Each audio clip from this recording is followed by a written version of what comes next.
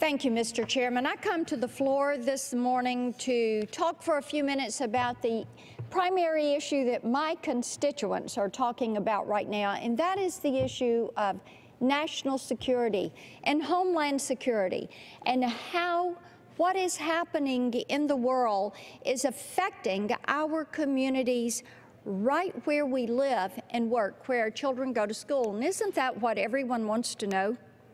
That we're going to be safe, that our children are going to be safe, and that future generations are going to be safe here in the United States. And as we look at these issues of illegal immigration, as we look at ISIS and the threats that are carried out, such as what happened in Chattanooga, as we look at the Iran deal, we know this affects where we live and where we work. And today I want to spend just a few minutes talking about the Iran nuclear deal. As one of my members of the retired military organization, MOA, one of the members came up to me Saturday as I was talking to them. He said, "You know, Marsha, this is a bad, bad deal. It's a bad, bad deal." And I've got to agree with him. It is.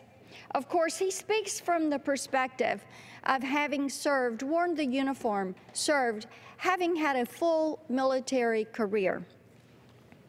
It's interesting. They know a bad deal when they see one. And in this Iran nuclear deal that is proposed, they see the tenets of a very bad deal. Let's look at a few of these components that will not serve us in future generations, our national security or our homeland security, well.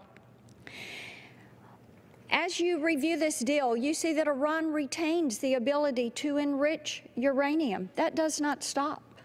It is going to continue on. We can already see how a nuclear Iran would create an arms race in an area which is already volatile.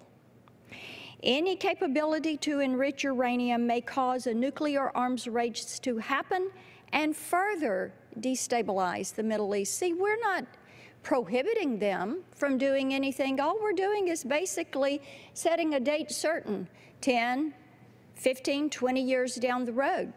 Now think about your children and grandchildren, 10, 15, 20 years down the road. If Iran has a nuclear weapon, what are they going to say at that point in time? How is it going to affect them? And think about the region. A Saudi official has said politically, it would be completely unacceptable to have Iran with a nuclear capability and not the kingdom. And I'm quoting a Saudi official's remarks. Any deal must have full transparency, and we need to know that there can be and will be, because there must be, anytime, anywhere inspections. And it is my fear that a deal with Iran is not going to accomplish this. The Wall Street Journal reported yesterday, and Mr. Chairman, I hope that I can submit this. I want to submit this for the record. Iran's inspections in 24 days, not even close. It was a Wall Street Journal article, and I commend it to my colleagues to read as they review this and think about how they're going to vote on this deal.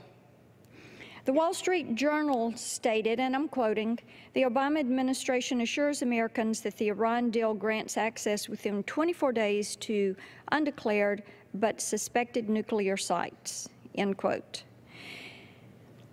When you look at the Joint Comprehensive Plan of Action, reveals that actually it's going to be closer to months. They can end up holding inspectors at bay for months. And again, from the journal I'm reading and quoting, "So from the moment the IAEA first tips its hand about what it wants to inspect, likely 3 more months may pass." Now, Mr. Chairman, I ask you, does this sound like the type of deal that you would want to make with a country whose people recently were out chanting "Death to America" and burning our flag to celebrate the Muslim holy day? The supreme leader in attendance at that rally? Does this sound like the type of deal that should be approved by our Secretary of State and supported by our President? Why? Why would they want to do this? Why would there be a deal that sets a date certain, kind of lays out that path?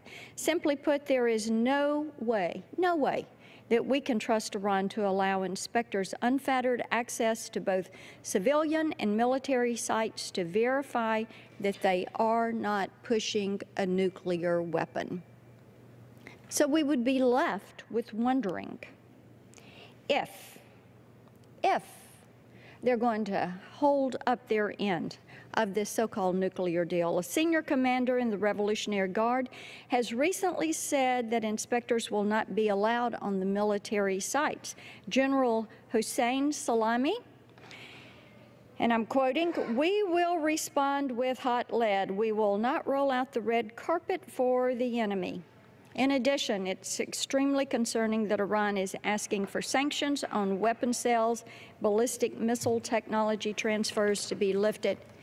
It's a bad, bad deal. As my constituent said, I commend further study to my colleagues. I yield back.